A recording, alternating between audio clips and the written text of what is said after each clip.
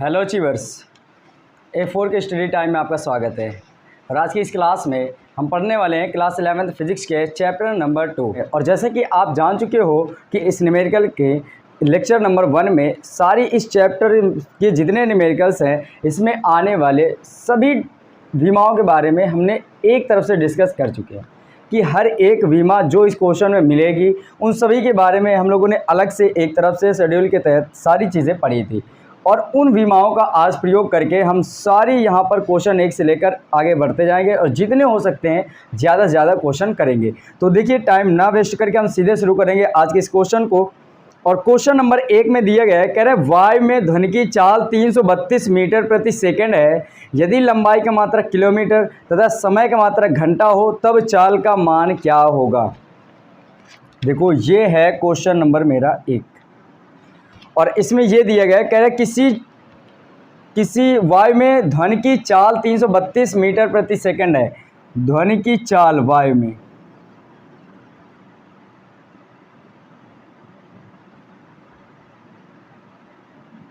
जो v दे रखा है हमको वो है 332 मीटर प्रति सेकंड, ये मुझको दे रखा है। ठीक है, यहाँ से आपको दो बातें याद रखनी है। जो गणित का अक्षर मिले, ये गणित की वैल्यू, इसको हम बोलते हैं न्यूमेरिकल वैल्यू। गणितीय अक्षर को क्या बोलते हैं? Numerical value. और न्यूमेरिकल वैल्यू को n से डिनोट करते हैं। वो कितना मिलेगा? 332। इसके अलावा जो ये आगे लिखा होता है मीटर प्रति सेकेंड, ये होता है यूनिट। चाल का यूनिट क्या होते हैं? मीटर पर सेकेंड। तो यहाँ पर यूनिट को u से डिनोट करते हैं और वो क्या है? मीटर प्रति सेकेंड। ये है इस क्वेश्चन की जो तरीके तोड़कर हल करने के। अब आगे मैं ये पढ़ रहा हूँ, कह रहे हैं यदि लंबाई का मात्रक किलोमीटर और समय का मात्रक घंटा हो तब चाल का मान ज्ञात करो। अभी फ़िलहाल मैं ये देख रहा हूँ कि जो मीटर, ये 332 मीटर पर सेकंड दिया, चाल है कितनी? 332, वो भी किसमें? मीटर प्रति सेकेंड। मतलब ये है कि जो वायु में ध्वनि है वो हर एक सेकंड पे 332 मीटर की दूरी तय कर रही है, क्योंकि अभी हमको मात्रक मीटर प्रति सेकंड में दिया है। उन्होंने ये कहा कि अगर मैं यूनिट को जो कि अभी मीटर पर सेकंड है, इस यूनिट को मैं किलोमीटर प्रति घंटे में चेंज कर दूं, किलोमीटर पर आवर, इसमें मैं अगर चेंज कर दूं, उस समय ये न्यूमेरिकल वैल्यू n कितनी हो जाएगी, ये मुझसे पूछा जा रहा है। फिर से एक बार ये समझ लो कि जो चीज़ आपको दे उसको लिख लो, उस चीज़ में जो गणित का अक्षर है उसको n से डिनोट करेंगे, आगे जो लिखा हो मात्रक उसको u से डिनोट करेंगे। इसके बाद एक और आगे कुछ ना कुछ वो बात कहेगा, या तो CGS पद्धति सीधे कह देगा या तो कुछ बातें कह के देगा कि इसको इसमें चेंज किया जाए। तो फिर बताओ, तो वैसे इसने क्या कहा कि मीटर पर सेकंड पे ये था। उन्होंने कहा अगर मैं इस यूनिट को, मीटर को किलोमीटर में बदलूँ, सेकेंड को आवर पे बदलूँ, उस समय बताओ कि ये न्यूमेरिकल वैल्यू में क्या अंतर आएगा या कितना हो जाएगा, ये निकालो। तो ये सोचो, मेरे पास n इधर है, n इधर है, u इधर है, u इधर है, तो मैं इसको दो भागों में बांट लेता हूँ। ये पहले की बातें हैं तो ये पहले कर लेते जब मीटर पर सेकंड में था। बाद में जब किलोमीटर प्रति घंटे में यूनिट ले लेते हैं तो u2 इसको मान लेते हैं। यूनिट जब किलोमीटर प्रति आवर पे लेते हैं तो उस समय अगर मैं n2 की वैल्यू पूछूँ तो वो क्या है, मुझको फाइंड करनी है। अब हम यहाँ से एक फार्मूला पढ़ेंगे सूत्र से, और वो सूत्र हमारा कौन सा होगा? आपने पढ़ा होगा, जो आंकिक वैल्यू होती है वो सदैव उसके यूनिट के इनवर्स प्रोपोर्शनल होती है। क्या आप जानते हो? जो न्यूमेरिकल वैल्यू होती है वो यूनिट के इनवर्स प्रोपोर्शनल होती है। अगर मैं इसका गुणा इधर कर दूं तो एन यू इक्वल क्या हो जाएगा? ये नियतांक इक्वल नियतांक। अब अगर मैं यहाँ से नियतांक हटाता हूँ तो n1 u1 बराबर n2 u2, ये निकल के आ जाता है। ये हमारा फार्मूला है। इस फार्मूले से आपको सारी चीज़ें हल करना है। ये ज़रूरी नहीं आपको याद हो, लेकिन ये याद रखना है n1 u1 equal n2 u2। अब यहाँ से n1 की वैल्यू देखो कितनी है? 332। तो यहाँ पर हम लिख दे रहे हैं 332 गुणे u1 का मान कहाँ है? ये मीटर प्रति सेकंड। तो यहाँ से अगर मैं विमाओं की सहायता से हल कर रहे हैं तो इसकी पहले विमा निकाल लो। विमा देखो, मीटर क्या है? एक दूरी है, दूरी की मात्रा विमा क्या होती है? L बटे S। टाइम की विमा क्या होती है? T। ये L है ही टी की पावर, ये प्लस की एक है, ऊपर जाएगी माइनस की एक हो जाएगी, तो L टी की पावर माइनस की एक। ये मैंने आपको, ये चाल है और चाल की विमा क्या होती है, एल टी इनवर्स। इसको मैंने आपको इसके इस न्यूमेरिकल सीट के लेक्चर नंबर 1 पे सारी चीज़ें अलग से मैंने डिस्कस करके दिखाई हैं और सारी चीज़ें अच्छे से मैंने समझा रखी हैं कि डायमेंशंस आप कैसे निकाल सकते हो। तो वही मैं वहाँ पर भी मैंने बताया था, यहाँ पर भी मैंने बता दिया कि एल टी की पावर माइनस एक होती है। एक बात ये याद रखना, मीटर है तो इसको चाहे किलोमीटर में बदल दो या सेंटीमीटर में बदल दो, तो दूरी के जो मात्रक होते हैं उनकी पद्धतियाँ चेंज कर देने पर उनके जो विमाएँ आती हैं उनमें कोई इफेक्ट नहीं पड़ता है। तो मैं अगर इसकी विमा भी निकालूंगा तो यहाँ पर क्या आएगी, एल टी की पावर माइनस एक। बस आपको ये बात समझना है, ये पहले किसी देखो मीटर पर सेकंड में था तो इसकी विमा 1 कर लेते हैं, पहले की बात है तो 1 कर लेंगे। ये वाला जो मात्रक है वो दूसरा मात्रक है कोई किलोमीटर प्रति आवर पे, तो यहाँ से जो आएगा उसको L2 T2 कर लेंगे। अब यहाँ पर वैल्यू को पुटअप करनी, U1 की वैल्यू ये रख लेनी है, L1 T1 की पावर -1 इक्वल N2 की वैल्यू मुझको निकालनी है, U2 की वैल्यू ये लिखी है L2 T2 की पावर -2। अब मुझको N2 की वैल्यू निकालनी है तो इसकी तरफ ये गुणे में लिखा है, N2 के गुणे में ये लिखा है, इधर आएगा तो बटे में हो जाएगा। ये आएगा 332 गुणे L1 T1 की पावर -1 और बटे में लाइन ये आएगी बटे में, तो L2 T2 की पावर -1। ये 1 है, 2 नहीं है 1, और इधर क्या बचेगा, सिर्फ N2। अब यहाँ से आपको समझना है कि ये 332 है, मैंने लिख दिया। अब ये L1 बटे L2 है तो यहाँ गुणे पे हम सीधे लिख लेते हैं L1 बटे L2 गुणे पे, ये क्या आएगा T1 बटे T2। इसको मैं सीधे होल पावर बना देता हूँ। ये होल पावर कैसे बन गई आपको समझना है।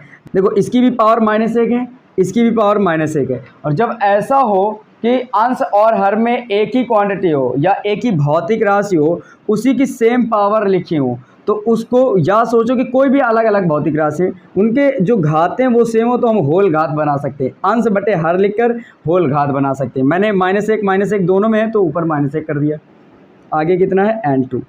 अब वैल्यू आपको चेंज करनी है, 332 गुणे L1, पहले L1 जो है वो लंबाई किस में है, मीटर में, तो ये पहले L1 की जगह पे क्या लिख देंगे, मीटर बटे L2 आप ढूंढो, L2 बाद में किस में हो जाता है, किलोमीटर में, मीटर से किस में चेंज करना है मुझको, किलोमीटर में, तो L2 किस में आ गई, किलोमीटर में, गुणे T1 का मान पहले समय किस में था, सेकंड में, तो सेकंड लिख देते हैं, बटे T2 दूसरा समय किस में, आवर पे, तो ये आवर लिख लेते हैं, पावर -1 है इक्वल N2।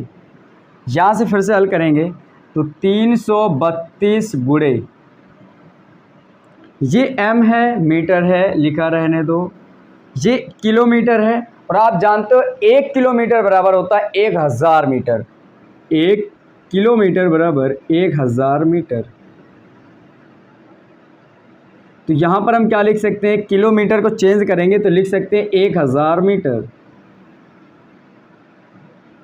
कोष्टक टाइम पहले सेकंड है तो सेकंड लिख देंगे, बटे ये आवर है, घंटा है तो घंटे पे कितने सेकंड होते हैं ये समझो, 1 घंटे में 60 मिनट होते हैं, और हर 1 मिनट में 60 सेकंड्स होते हैं। इसका मतलब अगर 1 घंटे में कुल सेकंड निकाले तो 1 घंटे में 60 मिनट हो गए, और 1 मिनट में कितने सेकंड, 60 सेकंड, तो 60 मिनट में कितने सेकंड, तो 60 गुणे 60 मतलब 3600 सेकंड हो जाएंगे, कितने, 3600 सेकंड। तो 1 घंटे में सेकंड की संख्या कितनी होती है, 3600। तो 1 घंटे में सेकंड की संख्या कितनी होती है, 3600। यहाँ पर हम लिख देंगे 3600 सेकंड, होल पावर -1 है, उधर क्या है L2। अब यहाँ से आपको देखना मीटर से मीटर कैंसिल, सेकंड से सेकंड कैंसिल, ये आया 332 गुणे, देखो ये लिखेंगे 1/1000 गुणे, इसको लिखेंगे 1/3600 की होल पावर -1 इक्वल क्या बचा है n2।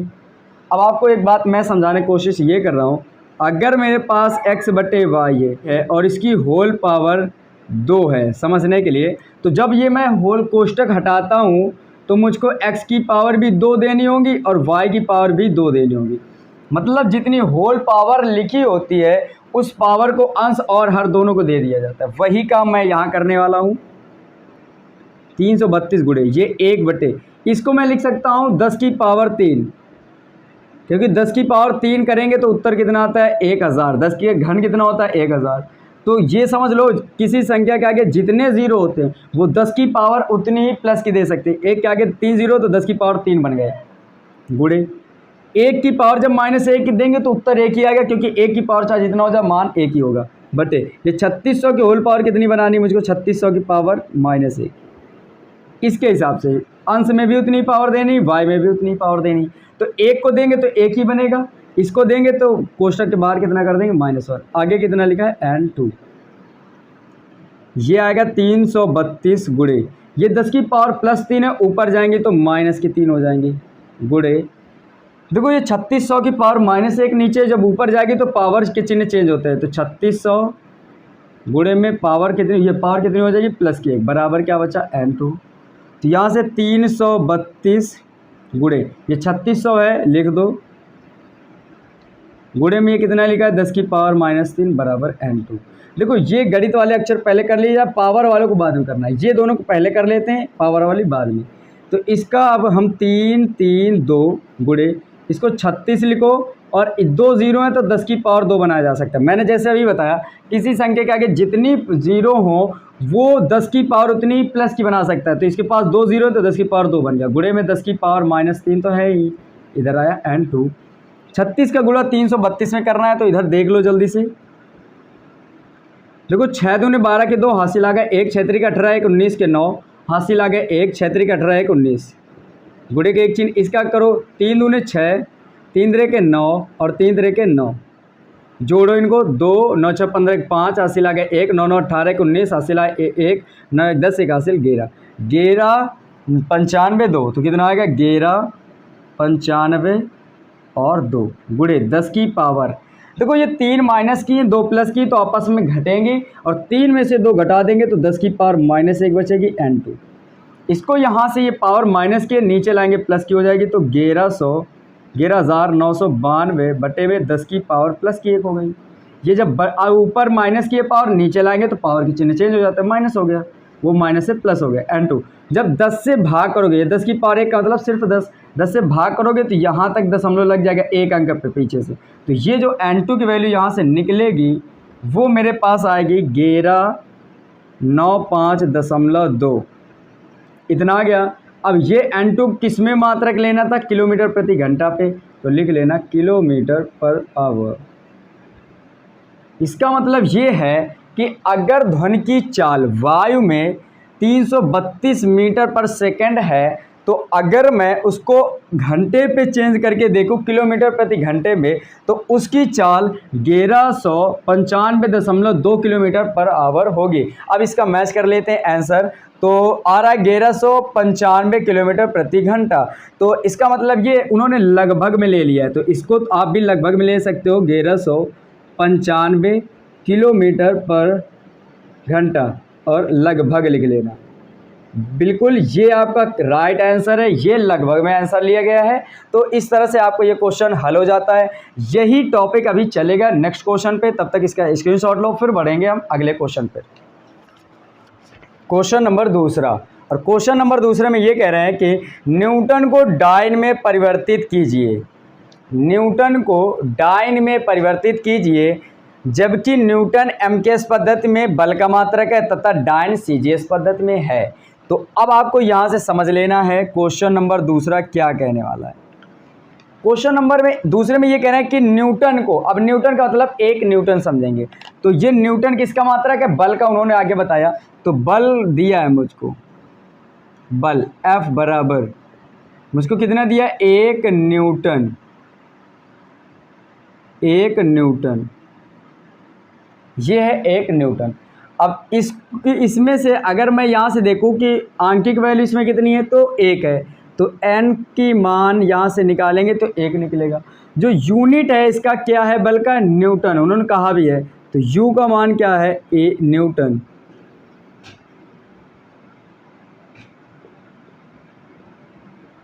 Capital N।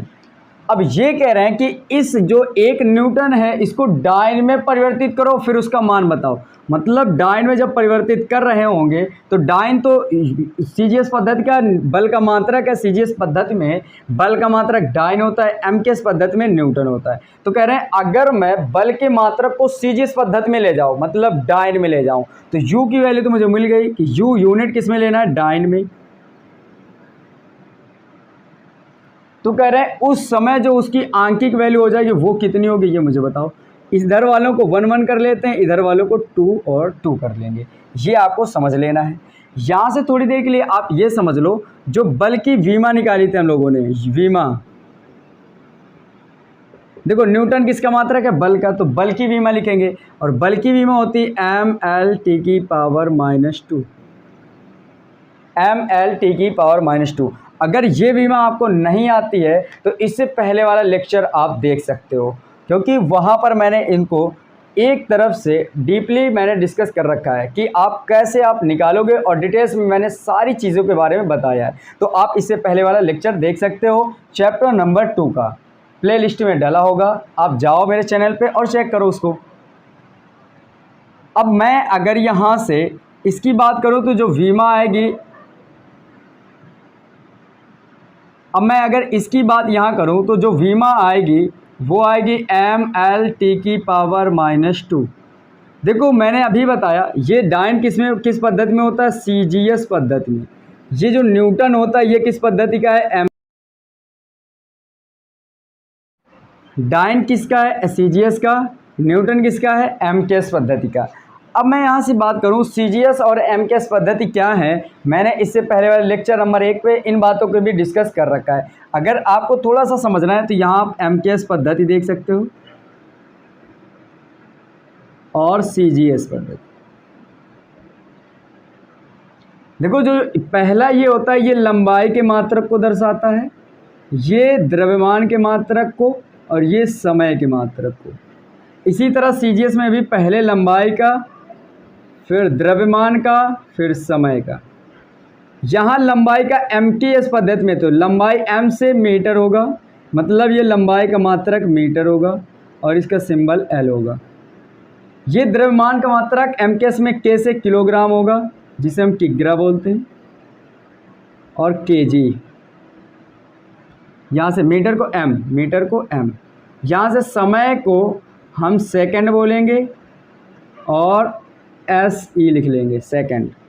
वैसे ही अगर मैं सीजीएस पद्धति की बात करूं तो C से सेंटीमीटर होगी, लंबाई का मात्रक किस में आ जाएगा, सेंटीमीटर, cm। जो G से होगा द्रव्यमान का मात्रक किसको बोलेंगे, ग्राम, और जो S है इसको यहाँ पर भी सेकंड ही बोलेंगे। देखो तो एमकेएस पद्धति में समय के दोनों मात्रक क्या हैं, सेम है, दोनों मात्रक सेम है, लेकिन यहाँ पर लंबाई का मात्रक एमकेएस में मीटर होता है तो सीजीएस में सेंटीमीटर होता है।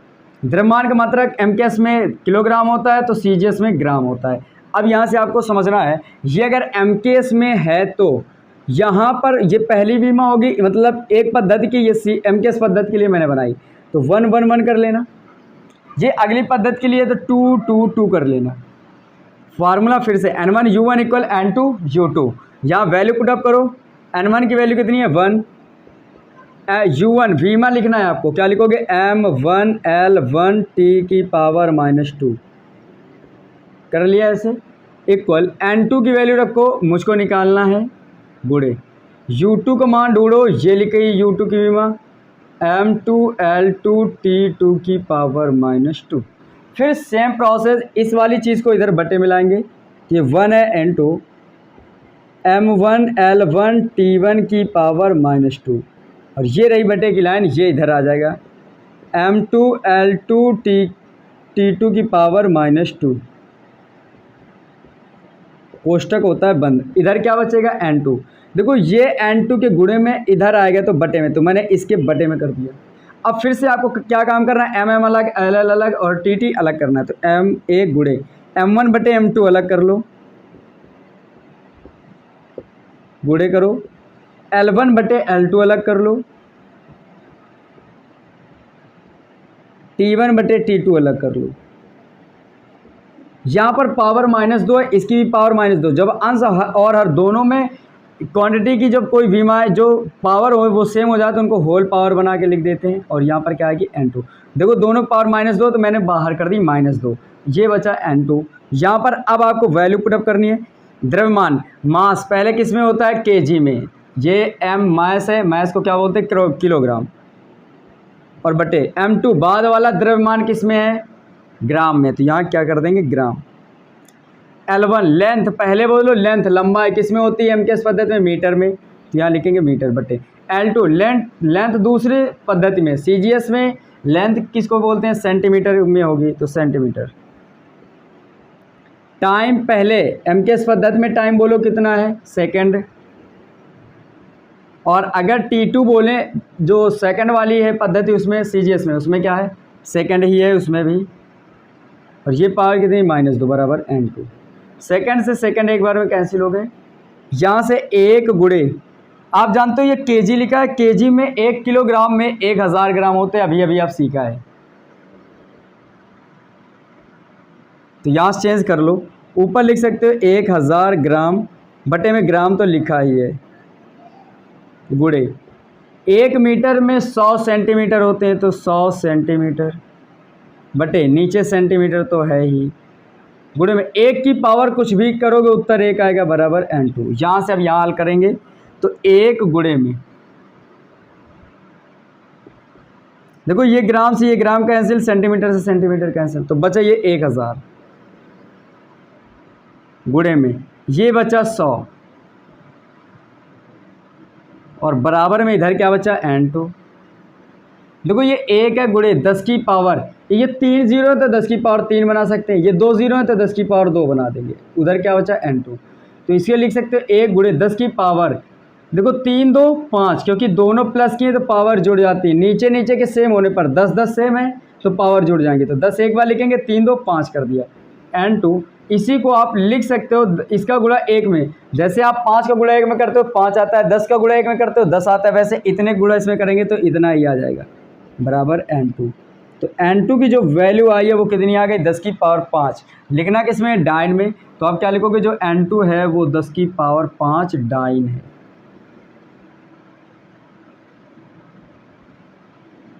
यहाँ से आपने क्या देखा, इसका मतलब 1 न्यूटन बराबर होता है 10 की पावर 5 डाइन, तो ये नोट पॉइंट आप कर सकते हो, 1 न्यूटन बराबर 10 की पावर 5 डाइन।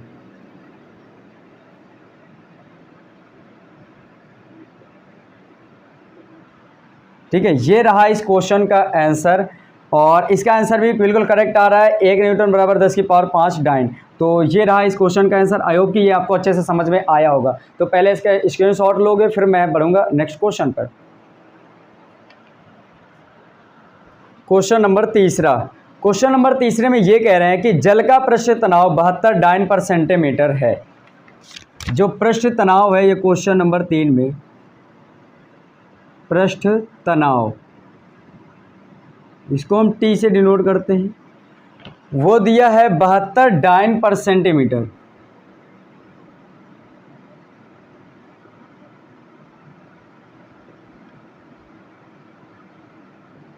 ये दे रखा है, कह रहे हैं इसे एसआई पद्धति में व्यक्त कीजिए। देखो एसआई पद्धति में सारे मात्रक वही होते हैं जो एमकेएस पद्धति में लिए जाते हैं। मतलब ये कि एसआई पद्धति में लंबाई का मात्रक मीटर होगा, द्रव्यमान का मात्रक किलोग्राम होगा, एसआई पद्धति में समय का मात्रक सेकंड होगा।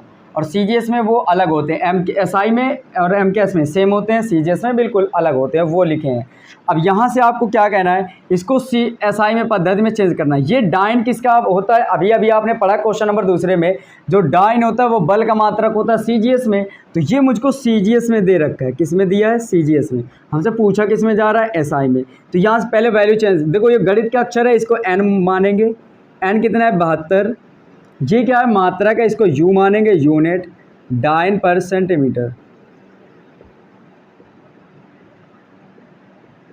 अब कह रहे हैं अगर मैं SI में इसके मात्रक को ले लूं तो SI पद्धति में बताओ बल का मात्रक क्या होता है, न्यूटन। डाइन को क्या पढ़ते हैं हम लोग, न्यूटन प्रति सेंटीमीटर को SI में क्या बोलेंगे, मीटर। तो जो U का मान अगर कह रहे हैं न्यूटन पर मीटर ले लिया जाए, उस समय n की वैल्यू कितनी आएगी, ये बात हमसे पूछी जा रही है। यहाँ से मैं अगर ये बात देखूँ कि ये न्यूटन पर मीटर स्क्वायर है, यहाँ से वीमा अगर हम निकालें डाइन पर सेंटीमीटर की, वीमा, डाइन किसका मात्रक होता है, बल का, और बल की वीमा आप जानते हो mL t की पावर -2 होती है। अगर ये आपने वीडियो अभी तक नहीं देखा है तो आप ऐसा करोगे, सबसे पहले वो वीडियो देखो ताकि ये आपको बहुत ही अच्छी तरीके से समझ में आए। ये बिल्कुल इजी हो गई अगर वो आपने फर्स्ट लेक्चर देखा होगा तो बाकी आपको थोड़ी सी दिक्कत हो सकती ऐसे, बाकी समझ में सारी बातें आएंगी, इस बात की तो गारंटी है। यहाँ से देखो पर सेंटीमीटर है, सेंटीमीटर को किसको बोलते हो, लेंथ को, तो इसकी वीमा जो आएगी वो L ही हो जाएगी, पावर 1 है। देखो L से L कैंसिल हो जाएगा, बचेगा क्या, mt की पावर -2। आप जानते हो कि जैसे मेरे पास 5/5 आ जाए, ये कट के 1 आ जाता है, ठीक, वैसे L से L खत्म हो जाएगा, बिल्कुल L से L खत्म हो जाएगा, तो क्या बचेगा, mt की पावर -2, क्योंकि ये भी L है ये भी L है, तो L से L खत्म, तो mt की पावर -2 बचेगा। अब मैं यहाँ से बात करूँ, क्या इधर की जो वीमा है वो बदल जाएगी, तो ये सिर्फ मात्रक, देखो पृष्ठ तनाव का ये भी मात्रक है, पृष्ठ तनाव का ये भी मात्रक है, ये सिर्फ CGS में, और ये वाला जो है वो SI में है।